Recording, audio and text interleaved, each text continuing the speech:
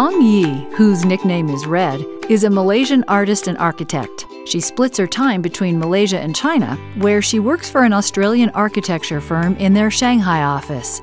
China was home to her grandparents before the Cultural Revolution in the 1960s, and it was here that she became inspired to use everyday materials to create her art.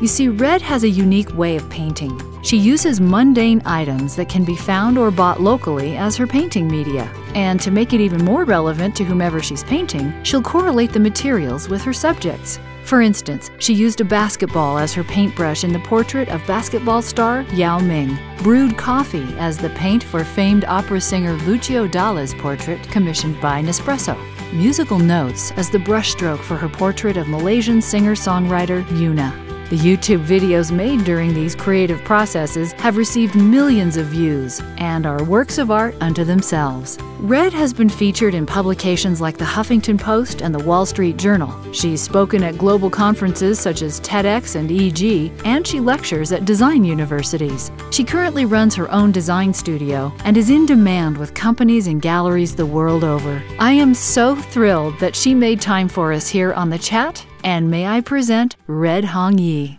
Hi everybody, it's Karen Hutton and The Chat with Karen Hutton. Sound bite-sized insights from some of the coolest people on the planet. And that includes my guest today, whose nickname is Red. Her full name is Hong Yi, and we're going to talk about how she got her nickname, show her amazing work. I met Red actually in California, and I just fell in love with her and her work, and it's so phenomenal. And so I really, really was excited to that she agreed to come and be with us on the show and talk a bit about her incredible art and her life as an artist. It's just phenomenal. So, hi again. Hello. Thank you so much for inviting me here. I'm so excited. Absolutely. One of the reasons why this connection is a little bit dicey is because you're in Malaysia right now, and I'm in the U.S. Yeah. And you go back and forth between Malaysia and China. Well, I lived in Malaysia most of my life, then I went to Australia for about 8 years or so, and then I moved to China the past 2 years, and I've been working there as an architect. And this year, I think after this whole YouTube thing happened, I decided to take some time off. But I'm still somewhat working on some projects with my company back in China. So I decided to take time off and spend some time with family back in Malaysia. But I still go back and forth quite a bit, so in between places now. It's just such a globe-trotting lifestyle that you live. I love it. I'm enjoying it. Yeah, it's really, really great. Show us some people know your work, but strangely a lot of people don't. So can you screen share and show some of your incredible work and just kind of take us on a really brief timeline of what happened? Because you were doing one thing when I met you, and you're kind of doing something else now. All of it is amazing. Yeah, I like to experiment with new things. I'll just show you pictures on my blog, and I'll bring you through. Okay, do you see me holding a basketball in my hands? Yes. Yep. Okay. So this is the very first portrait, I guess, artwork that I did. I've been painting since I was a kid, but after getting into architecture school for the last sort of 7, 8 years, I haven't really dabbled in art much. So this was the first painting I did after I graduated, and I did this in Shanghai about 2 years ago. What I did was I painted a portrait of Yao Ming. With a basketball dipped in red paint. I thought it would be funny to do that, and I had a good friend who was in town, and he recorded this, and he showed me the clip. It was a 3-minute clip that he did in a time-lapse form, and we were in a cafe looking at it, and we were laughing about it, and he was like, can I upload this on YouTube? And everything happened from there, actually. It's amazing. I mean, people, I know it's a bit crazy. It's really crazy. God.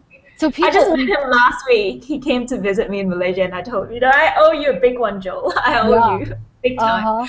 How did you end up with the nickname Red? Oh, okay. It was China again. When I went there, the locals called me Hong. My full name is Hong Yi, and Hong is pronounced Hong in China, and that sounds like the word red in Chinese. So that's what they called me. So when I started my YouTube channel, that's I guess I typed in that something red Hong Yi, and I'm stuck with it now. I love it. I love I'm, it. I'm used to it though. Yeah. I wasn't really used to it at first, but now I'm cool with it. That's very, very cool. So you did, so basically your thing then was found materials because you moved to Shanghai and you didn't have all your Yeah. art stuff, so Yeah. you just sort of found stuff to work with. Yeah, that's right. And also, I think what was fascinating to me about China is that you can find a lot of stuff in bulk in the wholesale markets, and they're sold for really ridiculously cheap prices. Like these are some candles that I found in a wholesale market, and I just ordered like 2,000 of them or something, and they were delivered to my house in a couple of hours, and they were really cheap. So if I was staying in, say, Malaysia or Australia, still I wouldn't be doing art like this because I don't think I could afford this much materials and get it delivered to my place in such a short amount of time. Right. So this is one. This was a portrait of Adele I did with melted candles. It was inspired by her song "Set Fire to the Rain." So I Yeah. guess rain, yeah. So I Uh-huh. guess rain. I used candles, blue candles to represent rain. I think with this one, it started with the song, and then I started out. I guess I wanted to use fire, but I didn't want it to be too literal. I didn't want it to just be, I guess, I don't know, flames in the air, something like that. And then eventually, I think I thought about candles, and I started to experiment with them. So the outcome of this piece wasn't exactly how I planned it to be, but I was happy about it because eventually I think everything, the wax started flowing in the middle. If you can see, it started sort of, there's this nice pattern to it going to the Hmm. middle because it's caved in, the canvas is caved in a bit. So I was expecting it to just stay put. But I guess with a lot of these art pieces that I do, I get surprised by the outcome of it when I am actually doing it. But before I do a large scale piece of the actual piece, I experiment a little bit on a smaller scale. And that's generally my work process. I do a lot of experiments with different Right. materials. So it's either a person that inspires me or the material itself. I would start playing around with the material and figure out, hey, this looks cool if it's arranged in this way. Who can I associate it with? I guess my initial work were portraits, and I did a lot of portraits of iconic, famous Chinese people, well, at least famous within China. And I guess the aim was to share it with my friends back in Australia and Malaysia because a lot of my friends haven't heard of these people, these figures before. And yet in China, it's such a different society there. These people are heroes within the country. Um, so this person here, Zhang Yimou, an art, sorry, he's a film director, and he was the art director for the Beijing Olympics. And this was an image of laundry hung off some bamboo sticks. And Hmm. this was in the middle of Shanghai that I saw this, and I think I was pretty amazed by this because it's such a bustling new modern city, and you see something really traditional and I guess ancient like this. So I Uh-huh. wanted to do something like that. I was inspired by that, so I decided to experiment with clothes with bamboo sticks and how you can hang it off them. And eventually I started playing around with socks because they were much smaller and cheaper, and it was much more easier to arrange them neatly Yeah. into a pixelated image. So this was what I did. I pinned them on four corners onto each other and hung them off a bamboo How do pole. you keep a vision of this is the part that blows my mind. I mean, you don't draw it and then sock Oh, over it. okay. This is what a lot of people think because all of my videos, I try to keep them under 3 minutes. So a lot of people think that I can do them fairly quickly and I could probably pull it off on stage within 5 minutes or something. But there's a lot of preparation work behind it. So with this, it was again a lot of experimenting. I had to figure out certain things on the computer, um, and and structure was another issue as well because I didn't realize how heavy I guess 1,500 pieces of socks would be, and it pulled the entire image down. It was so distorted. But I'm lucky to have an engineer dad, so he figured things out for me a bit. Oh my Um, goodness.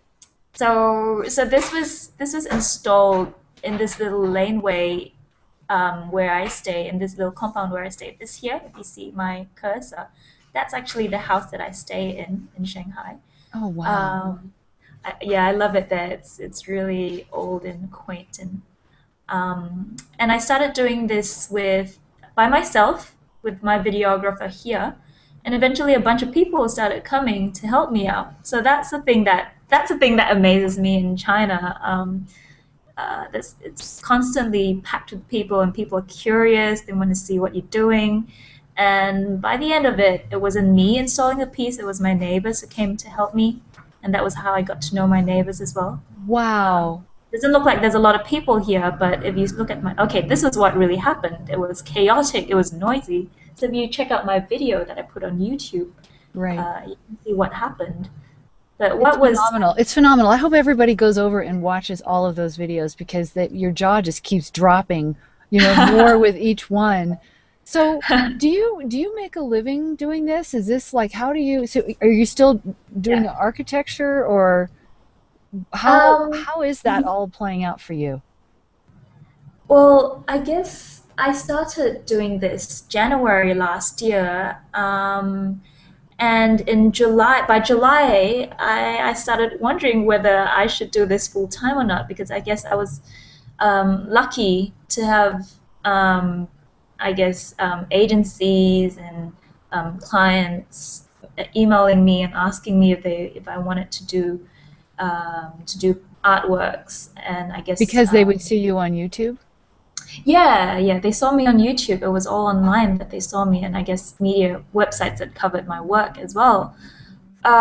So I started doing that on the side during weekends, and on Mondays to Fridays, I did my architecture work. And I almost burnt out. I was so tired because there was a lot of work going on in my office in China as well. So I decided to take time off. I took a 6 month sabbatical until January this year, and after that, I decided, hey, I think I'm able to do this full time. I have a steady flow of projects coming in, so I'm grateful about that, and I'm doing architecture on the side now, so it's flipped around. So Oh, that's that's how. fantastic. So, what are you working on now? You're doing something a little different now. Oh, well, this year I did something a bit different. I decided to downscale the size of my art pieces and I decided to play with food. So these are just some of the stuff that I've done, and I uploaded a lot of these stuff on Instagram and Google What? Plus. Okay, what is that? Whoa, what is that? Okay, that's that's a couple of goldfishes made of pickled ginger. So I like to do things that are, I guess, a little bit shocking and surprising by using materials, ordinary materials, but done in a different way. So this is a landscape um, made of cucumber. You're a Um, landscape photographer. it's been fun. It's been a lot of fun, and I guess I tried to do this every day in the month of March this year. That was a little personal challenge. Oh my. Um, But usually, on most days, I would have no ideas at all. So it's just forcing me. I forced myself to just sit down and I picked, I guess, a fruit or vegetable out of my fridge and just started playing around with them. So I guess that's what I've learned. If you really um, force yourself to sit down and do something, you'll get somewhere. That was what I learned with a lot of these pieces. So it was a matter of just showing up, really, and kind of making Yeah. yourself Of do it. actually doing it instead of, I guess, daydreaming about it. It's actually putting it into action. Taking action. Yep, it's so Yeah, important. Then the ideas start to really flow. A lot of people yeah, think that oh, I'm waiting for my idea. If I just don't have the right idea, but no, man, you gotta move. yeah. There's one quote I keep with me: "Done is better than perfect." Definitely. Oh, I love that. Who Yeah, said I that? saw that in the Facebook headquarters a couple of months ago when I was in Really? California. They stuck that everywhere in their office. I love that. So Oh God, now that's bacon and eggs. that is no. This is a Malaysian dish. It's called nasi lemak, which translates to fatty rice. So this is a piece of banana leaf. Yeah, if you come here, I'll definitely bring you out for this. Banana leaf and You're on. cucumber. Yeah, okay, you have to definitely come. I have a friend who Um, goes and spends, like 4 months there, and he's always begging me to come. They have a spare room and everything. really, I'm just saying. Anyway, the weather's good here. I think you'll love it here. that's what I It's hear. constantly summer here. If you like the Oh, heat, yeah. yeah, you gotta like the heat, that's for sure. This is one of my favorites. This is pretty surprising how things turned out. This is a dress, a machisa dress made of red cabbage. My mom helped me with this. She gave me the idea. I think this was on the 29th day out of 31 days, and I was like, oh, I'm out of ideas. And she was like, why don't you make a dress? Here, red cabbage. That's a here. Make a cabbage dress. That would be so nice. See, Yeah, that's we what I said would it was think of. funny. Not. She was like, yeah, make a dress out of cabbage. It'd be funny. Hey, hold on. Let's go search online. Let's Google this and see if anyone has what actually has something like that. And we searched and we found Eva Longoria wearing something like that. So if you search Machissa dress Eva Longoria, she wears something Oh exactly the my same. goodness. That is just fantastic. Yeah. So, okay, so as a way to keep showing your photos, but I have a couple questions, just Yeah. random, like Yeah. one line, quick, Sure. surprising questions for you. Um, Sure. Looking back at what hmm all you've done, what hmm out of everything that's happened to you in your life thus far, what has surprised you the most? Um, okay, let me think. I guess it was how supportive people online are. When my Yao Ming video, that basketball video, went out and people started watching my stuff, within 2 weeks I had 200,000 views. I was shocked and I was scared of criticism. That was the first thing. I think it's especially for artists and creative people, fun, non-serious projects like these would be seen as, I guess, stupid and silly.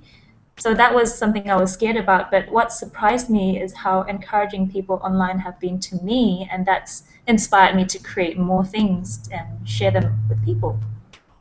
That is fantastic. What is what's your favorite way to relax?